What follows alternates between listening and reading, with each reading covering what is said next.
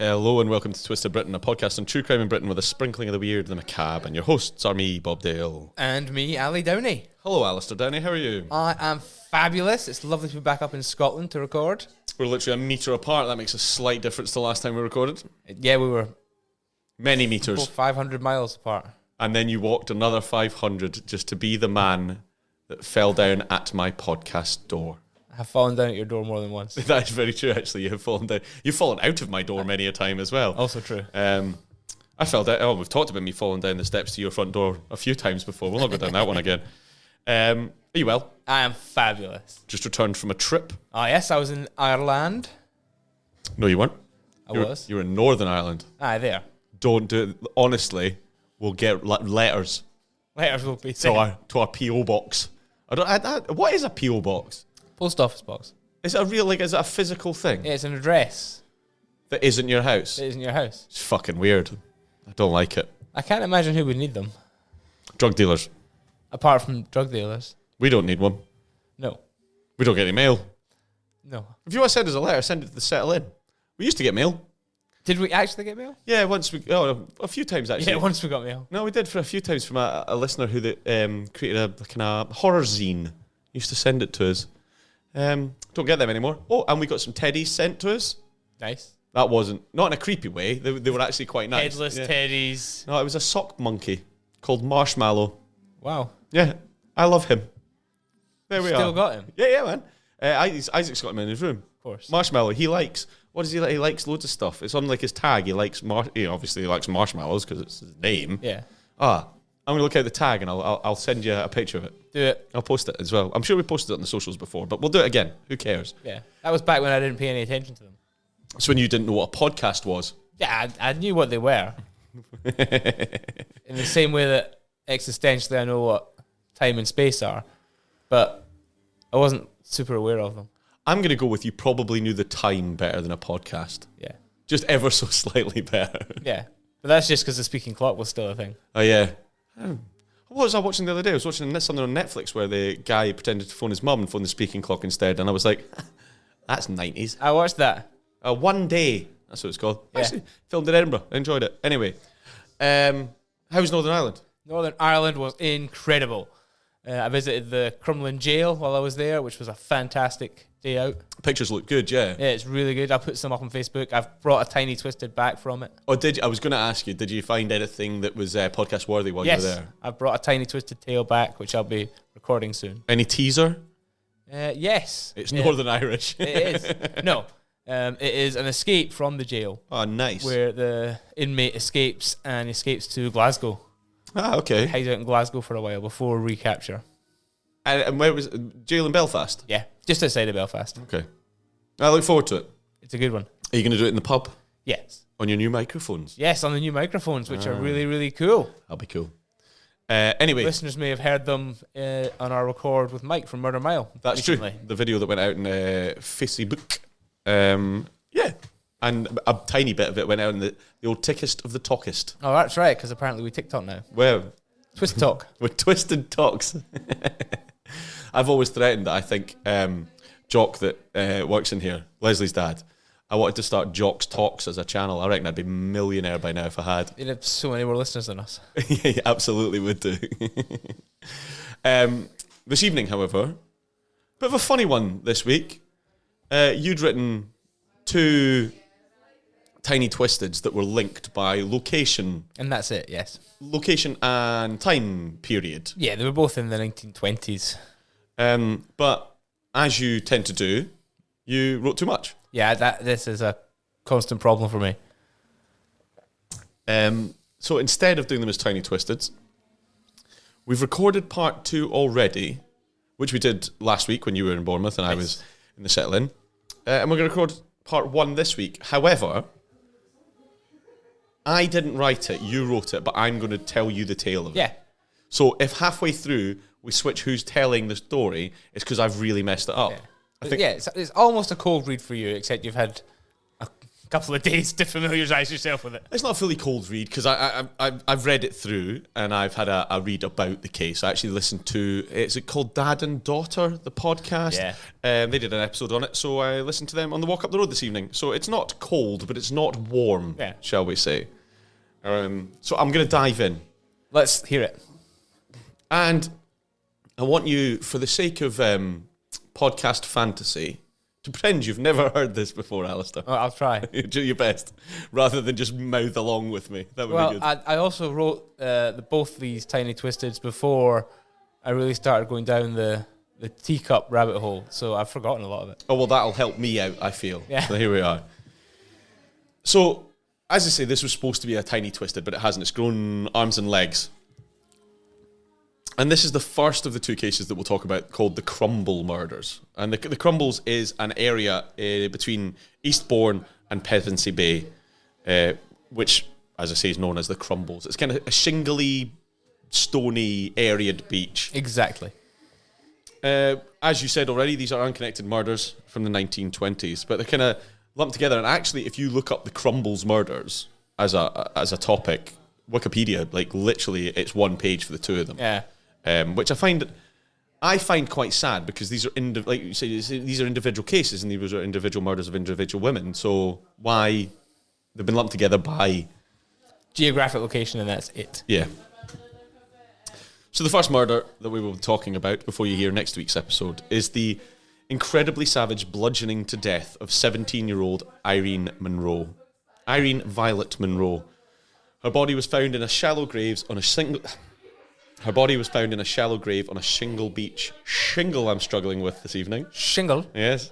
She was found by a 13-year-old boy and his mother on the 20th of August, 1920. Irene was born in Brighton in 1903. Early in her childhood, her family moved to South Kensington in London, where Irene grew up into a happy, outgoing, ebullient young woman, much loved by family and friends alike. In 1920, Irene was working in Oxford Street in London as a typist for a chartered accountant firm. Now, every year the family travelled to Scotland for their holiday. They went to Edinburgh. They went to Portobello Beach every year. And what I found quite interesting was they tended to go by sea. Yeah. They would sail from the south coast of England up to Scotland, which I was like, it's a pretty cool journey, actually. And it would save you going overland, which would take infinitesimally longer. Yeah. Anyway. However, this year, in 1920, Irene decided she did not want to travel with her family, and she wanted to go on a vacation of her own. Which, at 17-year-old, I was thinking about this on the walk up the road. At 17, is that too young to be going entirely on her own? Yeah, I would have said so. Different time frame, I suppose, that we're talking about. I know my first holiday abroad on my own, but with friends, I was about 18 or 19. That was a cluster. Oh, that was, yeah. One of us got sunstroke. One of us got robbed in an alleyway trying to buy weed. I went and tried to buy skins out the chippy, and the man put over the tannoy skins and fags for a joint, which was an interesting evening. But nonetheless, I wasn't a 17-year-old girl on my own. No. And I still find, even though it was the 1920s, that to be young to be away. But either way, her mother agreed that it would be all right that she would go to the seaside town of Eastbourne in the South Downs countryside. So on the 16th of August, Irene Munro made the journey by train herself to the south coast. She found a place to stay pretty quickly for the 2 weeks that she planned to stay there, and without any issues, she rented a room at 393 Seaside, which was owned by Mrs. Ada Winiat. Nice, respectable guest house, just a mile from the town centre and a short walk from the beach. So I find it quite interesting. I'm just going to add in my bits that I found as I read your script. We'll go on later to talk about the castle area. And when the castle was built, it was originally the south coast, but it is now in the 1920s about a mile inland. Yeah, because that is reclaimed land essentially. The other interesting fact about the beach that she was near that I found is it's where William the Conqueror landed before he made his march to the Battle of Hastings. Is it? Yeah. I didn't know that. There you go. Wow, well done, Bob. That's a good fact. There you go. I thought you'd like that one. I really did, yeah. Mrs. Winiat, that owned the guest house, was quite impressed with the well-mannered and polite young girl who'd come to stay. and told Irene of local landmarks and bus routes to nearby towns such as Pevensey Bay. As soon as Irene had arranged her lodgings, she wrote to her mother, who was off to Scotland at this point. Her mother left 2 days later to go to Scotland on their normal holiday, and she just wrote her a letter basically to say, I'm here, I'm safe, everything's going well. For the first few days, Irene Munro walked the local beaches and explored the town.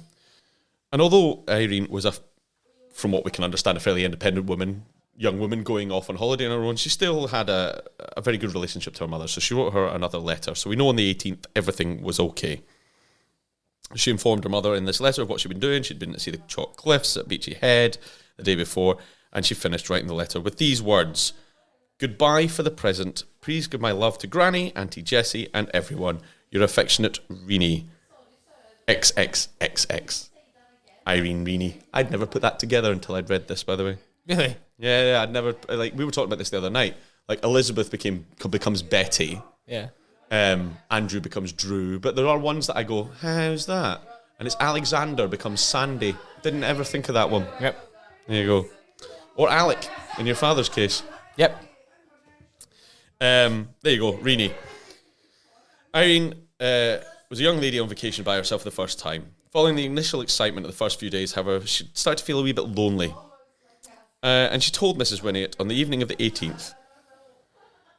The following morning, Thursday the 19th of August, Irene ate breakfast and then told Mrs. Winniett that she was going for a walk along the beach. And as the morning turned into the afternoon and then into the early evening, Irene still hadn't returned.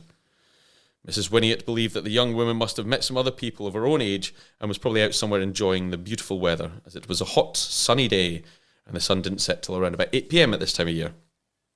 The next morning, however, Irene Munro still hadn't come back to the guest house, and Mrs. Winniett was growing concerned, which I find a wonderful thing for a guest house owner to care that much. Yeah. The afternoon of the 20th, and a 13-year-old boy named Walter Weller was walking on the beach with his mother when he tripped over something sticking out of the sand and pebbles of the Crumbles beach. What he found when he looked down shocked him and his mother quite considerably, as it was a human foot sticking out of the loose sand and rock. Not really knowing what he'd found, Walter shouts over to his mother, and she instantly understood what was under the rest of the pebbles. She quickly rushed with Walter back to their guest house and returned to the spot with the owner, a Mr. Lamb.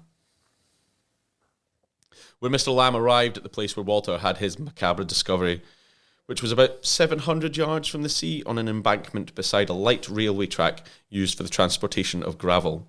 That embankment, I think, from the mild reading I have done, is man-made to hold the sea back to allow the reclaimed land beyond it that I mentioned earlier to be there. The Dad and Daughter podcast I listened to, they had found this case because his grandparents lived in the area, and he remembers walking to the beach and the ice cream and gift shop being at the bottom of the steps that you had to walk up to get to the beach. And that to me is a brain fuck. When you have to go up steps to get to a beach, you're obviously lower than sea level, but yeah. So after they traverse the embankment, they get to the beach area and they clear away the stones from around the foot and reveal a shallow grave which contains the body of a young woman. The police were on the scene not long after, with officers from Eastbourne and Halesome attending. A large blood-stained rock was found about 2 yards away from the grave site, as well as 2 rusty shovels. The young woman was lying on her left side with her right arm across her chest. Her left arm and her right arm were stretched out with the left leg tucked under her right leg. The grave was, as we said earlier on, shallow. It was somewhere around about 4 foot deep, and the pebbles and gravels that had been chucked on top of her were pretty loose. It was a quick job. Yes, absolutely.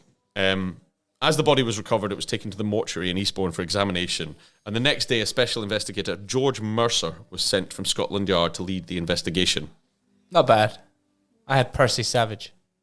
You had Percy Savage, I get George Mercer. You will hear about Percy Savage in the next episode. 2 decent names, I'll give you that. Yeah. I might be wrong, and I will have to go back and have a look, but I think we've come across George Mercer before, and I think it might have been the body on the train tracks, because that's the south coast there as well, about the same time. I don't know, but something's tickling in my head that we've come across George Mercer before. It wouldn't surprise me if we had.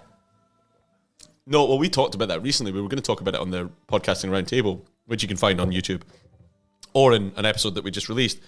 We were going to ask about the best names that other people have found, but actually, because their podcasts are quite not less wide-ranging than ours, I would say that's an unfair question. Anyway, so George Mercer is sent up from Scotland Yard to lead the investigation. The press have a lovely field day with this, as you can imagine. Yeah. Story is front page news, and when Mrs. Winniett sees the headlines and Irene is still missing, she goes to the police and identifies the body of the young woman that had been staying in her guest house. Irene's aunt would formally identify the body on the 22nd of August. The post-mortem concluded that Irene Munro had died roughly 24 hours before the discovery of her body. There were no signs of sexual assault, but she had been savagely beaten. Irene's upper and lower jaw were both fractured and she was missing several teeth. She also had a fracture that extended from her left cheek all the way up to her left temple. Most of the wounds seemed to be from an instrument like a walking stick, and the first blow to her left temple would have rendered her senseless, if not totally unconscious. This first strike would have been fatal from the result of a brain injury if subsequent blows hadn't been delivered. Irene's right temple was lacerated and bludgeoned, most likely with the blood-stained rock found by her graveside. It's a fucking hard paragraph to read there, Alistair. It's not easy. She was savagely beaten with a blunt instrument and then finished off with a rock. Sounds like there might have been two people involved in this one. Spoiler alert. Dun, dun, dun. Can't even say spoiler alert tonight. Not doing Spoiler. That's the first pint as well. Jeez, oh. We have a whole other episode to record. An episode. The investigation into Irene Munro's murder began, and many witnesses came forward who had seen her in the company of two young men in the early afternoon of the 19th of August. The authorities, you will not be surprised to hear, because mainly you wrote this, but also you wouldn't be surprised anyway, focused on finding the two men and started canvassing the guest house, hotels, and the local area, in case the two men had recently, quite quickly, checked out to escape the area. Cheesed it. Yeah, they'd officially cheesed it. When the police got to the Albemarle Hotel, barmaids told them about a pair of less than reputable young men local to the area known as Jack and Billy. They occasionally drank in the hotel. Jack and Bill. Yeah. I hear they went up a hill. Fetch a pail of water? Yep. Well, it's not them that had a cracked crown this evening, Alistair. Right. And that is the horriblest joke I'll make tonight, I'm afraid. Jack and Billy occasionally drank in the hotel, and they were known to be arseholes. Yeah. They were known to police for petty crimes for the past couple of years. On the night of the 19th, these two men arrived at the hotel dressed far smarter than usual, with far more money to spend than they usually had. A local gentleman called Frederick Wells also told Inspector Mercer that he had seen Irene Munro walking with two men in the direction of Pevensey Bay. Mr. Wells had seen the two men frequently about the town and noted that the younger of the pair always had a yellow walking stick with distinctive dog head handle on the top. George Mercer now does some good old-fashioned police work. Since Mr. Wells had seen these two men often about town, he went with Inspector Mercer into Eastbourne in case they saw the pair again. It wasn't very long before Mr. Wells spotted the pair, and sure enough, one of the men did indeed have a yellow walking stick with a dog head handle. Inspector Mercer immediately approached the men and asked them to identify themselves. They were Jack and Billy, 19-year-old Jack Alfred Field and 29-year-old William Thomas Gray. The two men were detained on the spot for questioning, and I tip my hat to Inspector Mercer. It's only been 4 days since the discovery of Irene Munro's body, and the police have two suspects in custody. Jack Field and William Gray both denied being with Jack Field and William Gray both denied being with Irene on the day of her murder, and unfortunately, when put in police lineup, none of the witnesses, except Frederick Wells, could positively identify the two men.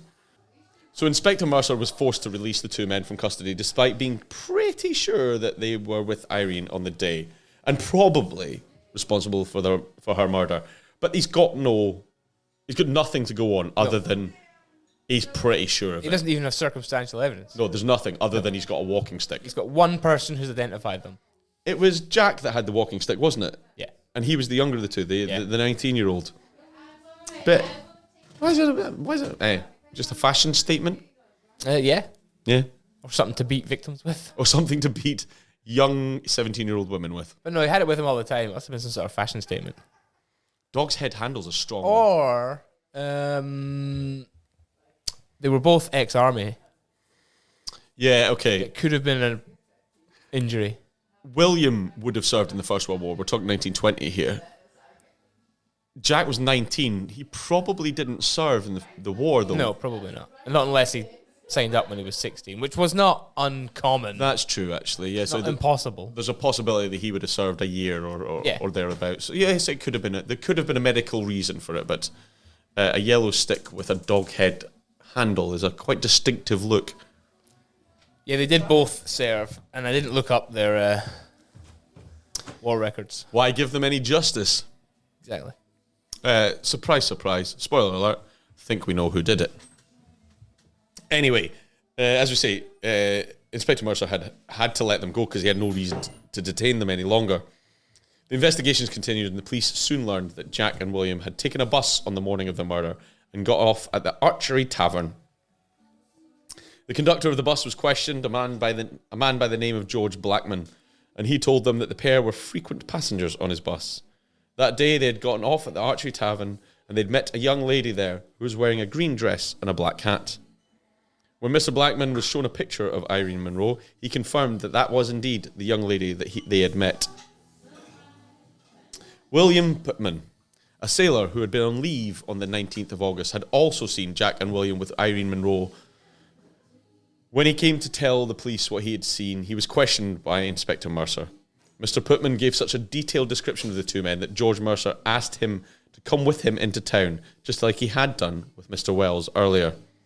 This is just how Mercer catches people. It just takes other folk with him. Yeah. Do you know what? It's not a bad... Point out the bad man. Yeah, just you with me. Yep. Point at baddies. Yeah. It'll not surprise you once again because you wrote this, that Mr. Putman quickly spotted two men and identified them as Jack and Billy. And they were indeed the men that he had seen with Irene that day. Thanks pretty much to George Mercer's investigations, the authorities now had multiple positive IDs placing the two suspects with Irene on the beach of the 19th of September, on the 19th of August, sorry. This was enough to warrant searching the men's houses. The search of their houses turned up a number of items of clothing that many witnesses had identified as being worn by the men who were with Irene. Police also seized the yellow walking stick from Jack. He then fell over. Yeah. Instantly. I need that to walk. And George Mercer shouted timber as he fell. Jack Field and William Gray were both unemployed former army regulars who, following their discharge from the army, had never happily reintegrated back into civilian life. They were well known to the police as petty criminals and thieves, and both men had previous convictions for minor crimes over the preceding 2 years. It's believed the motive for this horrific killing was simple robbery. Irene would have most probably had most of her money for her 2-week holiday on her person, as there was no safe or strongbox in Mrs. Winnett's guest house. That I find upsetting, because I, having never met Mrs. Winnett, would have been happy to leave my money in her guest house. Mm-hmm. She seemed... the amount of care that she showed to this young woman. Yeah, that's true. But I get it. She probably had like a bum bag on, or one of those things that you wear around your neck when you go swimming and keep all your money in it. There'd be plastic tubes. No. No? No. Okay. I want one. No? I'm going on holiday to Cyprus later in the year. I hated those. You put all the loose, tiny little change from your holiday in it, and then you jumped in the water and you sank like stone. You just put a weight around your neck. Yeah.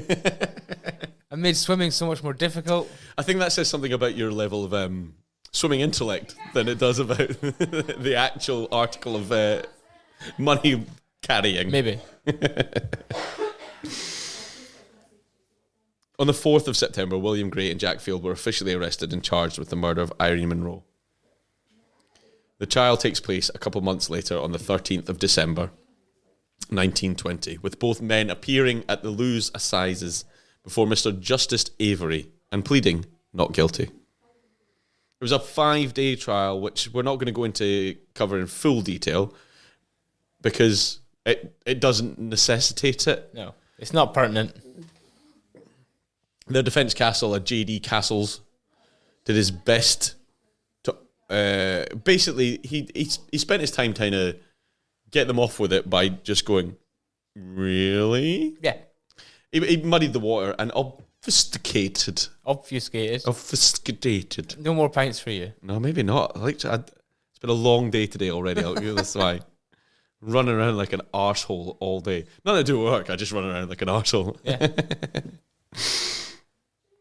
Basically, he tried to just go, all you have is witnesses on the day. You have no actual evidence of a crime. This is true as well. They could never match the dog's head walking stick to the wounds on the back of Irene Munro forensically, actually. I suppose that's probably down to the fact that it is just... We're not talking about an imprint or a burn mark it is literally a blunt object trauma. Yeah, and the dog's head handle had a dog's head on one end of sort of a almost crooked handle, and the forensic pathologist that looked at it, I've only just remembered this now, thought that she was struck with the back of the handle. Oh, so it would have been wouldn't have left a distinctive mark. So it would have been kind of bulbous rather than with detail on it, like the back. Yeah, exactly. Totally. Yeah, no, I see what you mean. So it would have actually acted as a club. Yes. In its rather than a... I don't want to say like axe in a way, but you know what I mean? Like a stone axe. Yeah. So that would just leave a far less distinctive mark. It could have been any blunt thing. Definitely a blunt thing, roughly the same diameter as the stick, but they couldn't prove that it was that stick. Are we calling that fully circumstantial then? That this could have done it? Yeah, it is circumstantial. But we can't prove that this is it could have also been done by his walking stick or that stick over there or actually just anything. Exactly. And we were a bit too early for fingerprint analysis to be nearly sophisticated enough to pull prints off a rock. Yeah, fair enough. Because that takes more, clean surfaces. We talked about the Junan Devani case where they got 20 prints off a glass bottle. Yeah. And that's fine because it's glass. And that's still 28, 29, early 50s, so maybe 30 years later. Yeah. Where was I? Sorry.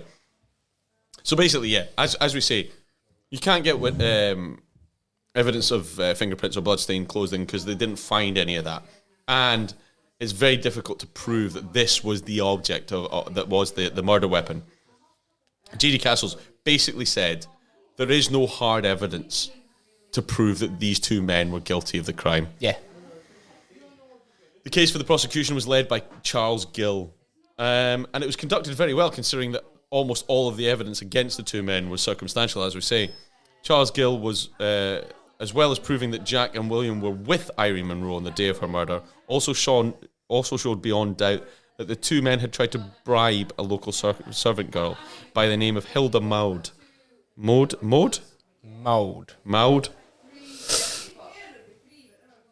Had tried to bribe a local servant girl by the name of Hilda Maud Baxter to establish a false alibi.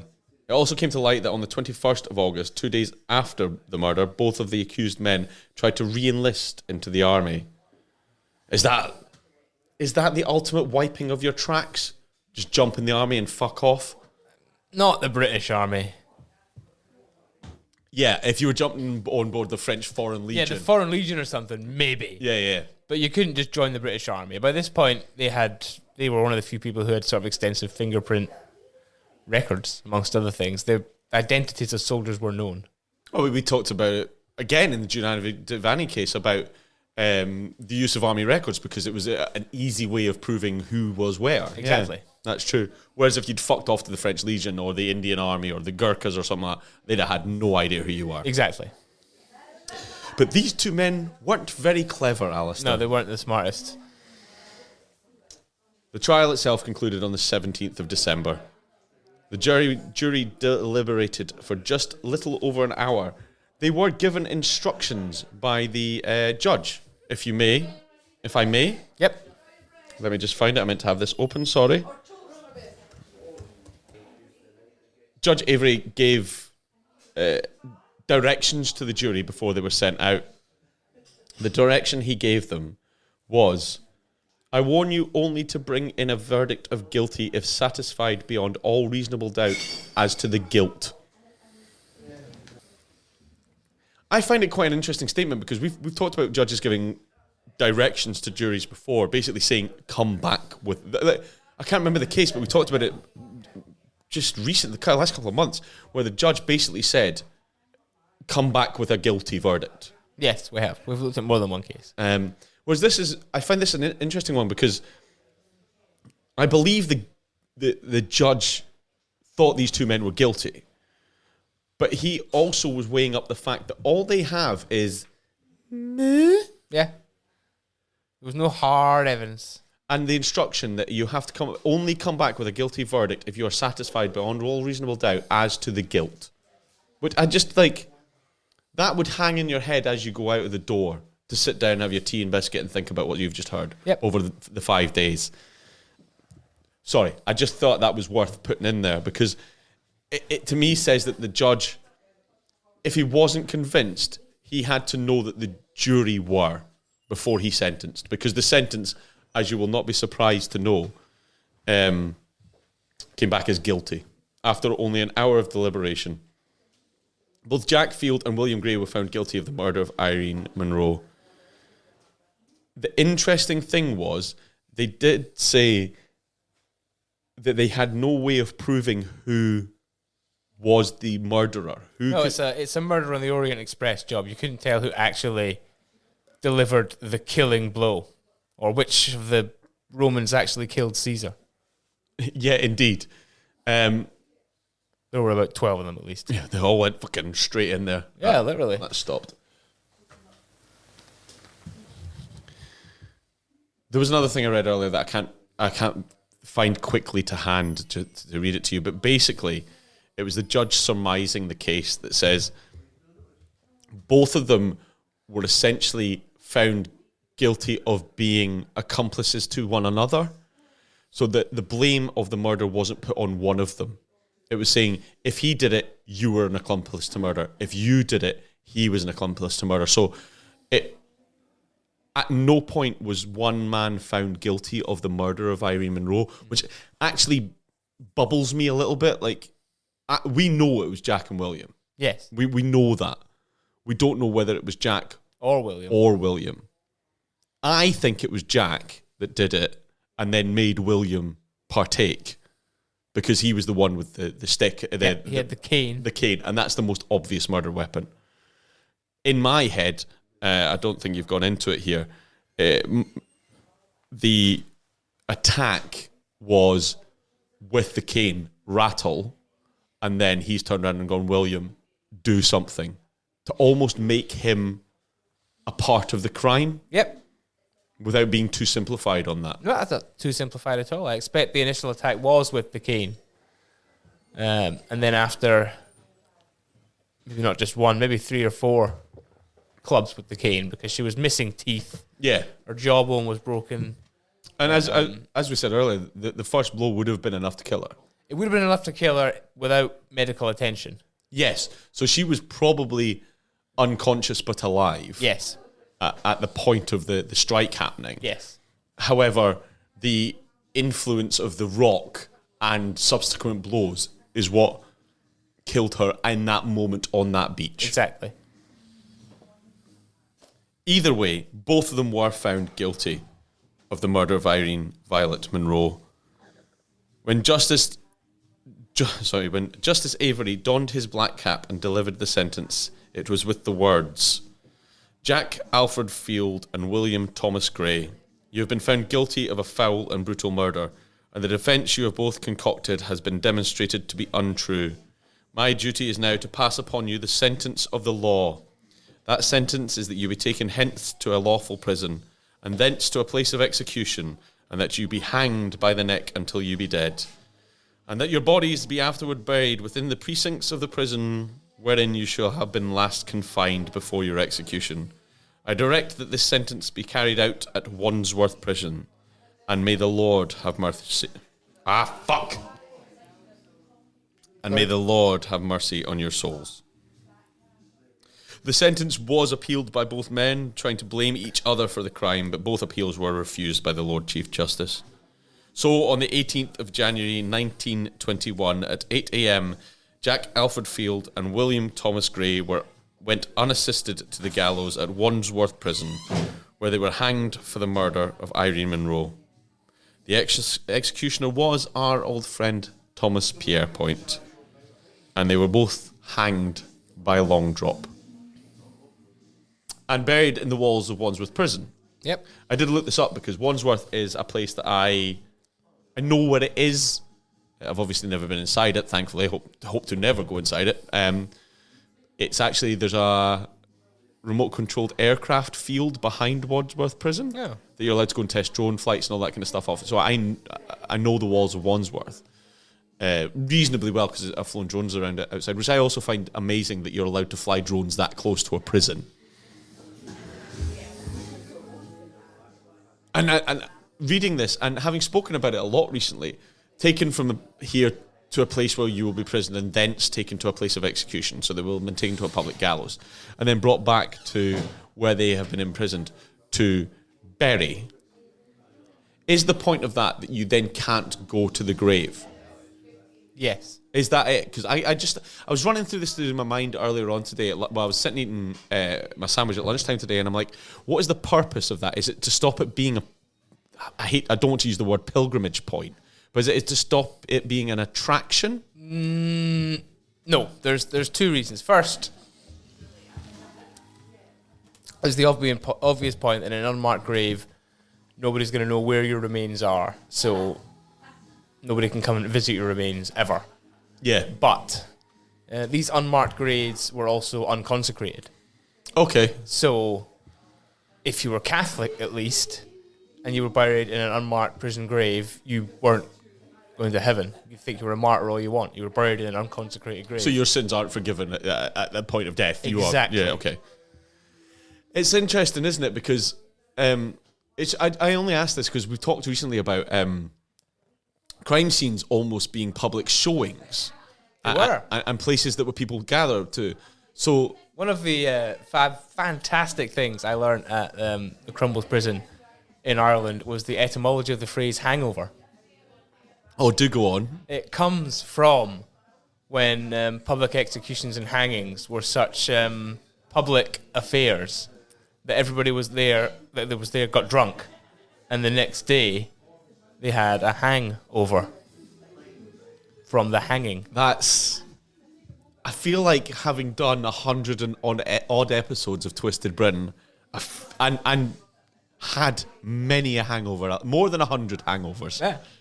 I feel I should have known that. I thought that was brilliant. Well done, Crumbles Prison tour guide, for telling me that. Was it Crumbles Prison? Loved that. Yeah. We're doing the Crumbles Murders, and you went to the Crumbles Prison. I think it is a Crumbles Prison. Yeah. That's good. I like that. No, so that was the tour guide that told you that. Yeah.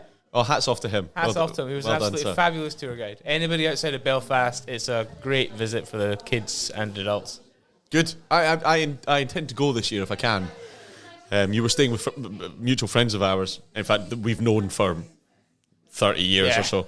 So yeah, I'll be over at their house at some point this year, and I'm going to make a point. I won't make them go because they've been. Yeah. Maybe me and Isaac will go. But yeah, we'll do that. Back to this case, however. The motivation for it seems to just be plain robbery. Yes. From memory, all of the money, as you say, was taken from her. Yes. A gold ring was taken from her finger. A 9-carat gold ring was taken from her finger. And, was her hat not taken because she was seen to be... Yes, her hat was missing when they found the body anyway. She was seen to be, by these two men, not upper class, but more upper class, way more upper class than them. Certainly a step up in society than them. She was on holiday in a guest house. And spending money. And they were unemployed. And she was... criminals. Yeah, and she was a lonely woman who had just been taking her first foray into adult life, shall we say, without sounding too floral and wanky about it. And she'd been seen arm in arm with this man, not just cutting about with him. No, arm in arm. with Jack, the younger of the two, who was only 2 years older than her, and William was 12 years older than her. Yeah. I call creep on that. But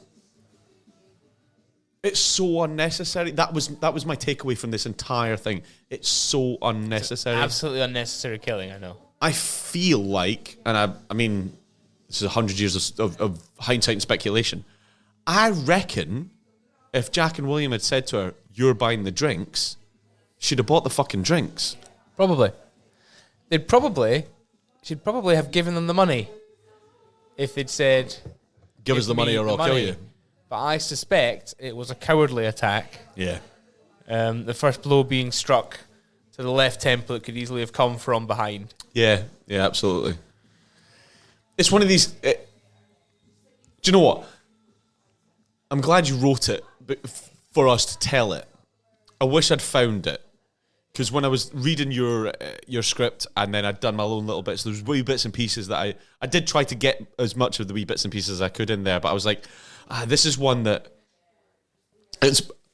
Correct me if I'm wrong. You probably gave me this one because you thought of the two, because we've done the both now, even though this is the first one. I feel this is the one you'd have gone, Bob would like to tell this story more than part two, which we will get you will get to next week, last week. Yeah. But people listening to this will get to it next week. For no other reason. The magic of podcasting. The magic of podcasting. For no other reason. Like there's no reason for us to do them in this order. It's just how we have. Yeah, chronologically. Chronologically is how it's sorted. I would say the Crumbles area. So we didn't get onto, and I thought I was going to interject a bit about the castle. So the night that Irene Munro had left the guest house with Mrs. Winniet's, she told her she was going to Pevensey Castle. Yes. And at no point was she ever seen in Pevensey Castle. And I don't know which of the two witnesses it was that we talked about, but one of them accounted for having seen her with Jack and William at the time frame where she should have been at Pevensey Castle if she'd gone on the bus from the guest house in the Tennica Town Green area in Eastbourne. So she had, I don't know, like I get this feeling like she was covering her tracks. Anyway, I think she probably knew these two boys were wrong-uns. Yeah. But she probably quite liked hanging out with them. Yeah, a bit of excitement, going to the 17, going to the pub. I honestly feel fucking terrible for her. It's a really horrible one. It's a very unnecessary That's it. crime. It's 100% unnecessary. It would, and I do genuinely think if they'd said to Irene, "Give us all your money," and then fuck off. Yeah, that she probably would have. Yeah. And then she'd written another letter. She would have written another letter to her mother saying, "I've made some bad choices. I'm going home." Yeah. And she'd have lived till fucking the 1980s or something like that. Very well could have. Mad. Really. A life cut short for no reason. For not even for a lot of money, really. No, because I wouldn't. Because although she was a step in society above them, she wasn't upper class. She was working as a typist. Yeah. And although I'd said earlier that her family got the boat up to Scotland, that's not an extravagant trip. Well, that's how people travelled. It would have been costly, but if they did it every year, it wasn't extravagance that they did it for. Not at all. Another one I don't like. Do you know what? I think I've done 114 episodes that I don't like now. No, you're not going to like the next one either. No. We've got the Teacup Murder conclusion to come. No, you don't. No, we thought we did, but we don't. Yeah, Bob thought that it was going to be a conclusion because I had been calling it the Teacup Trilogy. Yeah. So once you get past this episode and the second Crumbles Murder, you'll get onto the Teacup Trilogy that is now... Quadrology. A quadrology, which I actually enjoy more as a word, if I'm going to be honest. Thank you for writing that. It was a pleasure as always. Thank you for reading it. No, I hoped you listening to me telling your tale with my bits was as good as me writing. I think it was. Yeah. You should always do this. You should just write and I'll just read it to you. Yeah, this is great. I mean, I'm not that fussed with that. Yeah, no. Yeah, No. you just write everything. I'll sit here and drink beer. I have one. I have one for you in a couple of weeks' time when you're not next, because it's one. We'll maybe do it over the internet. We'll see what happens. But I've got one that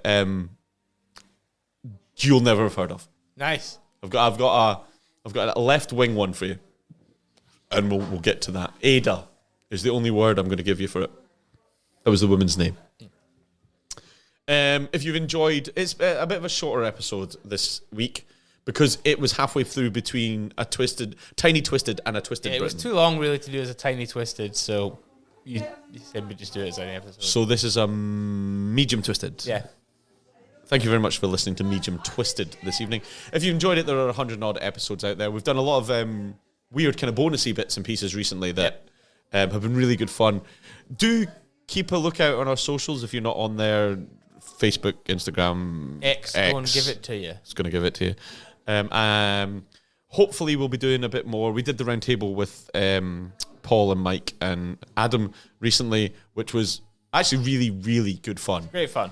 Really enjoyed it. I drank a lot of grasshoppers. Yes, you did. You were smashed by the end of it. I could tell by your eyes. Yeah. We were 500 miles apart, and I could tell you were gassed. It's these cocktails. And then I went to the pub quiz after that. I drank 3 beers during that recording, then went to the quiz. It was fucking mad, man. But we'll hope to do that again, and possibly we'll do some other bits and pieces. I've got nothing else this evening. Nope, this was a fantastic episode. Thanks for reading that, Bob. Thanks for writing it. And I will leave you, as always, with a thank you, love you, bye. And a thank you, love you, bye. Thank you, love you, bye. I can hear myself. Thank you, bye.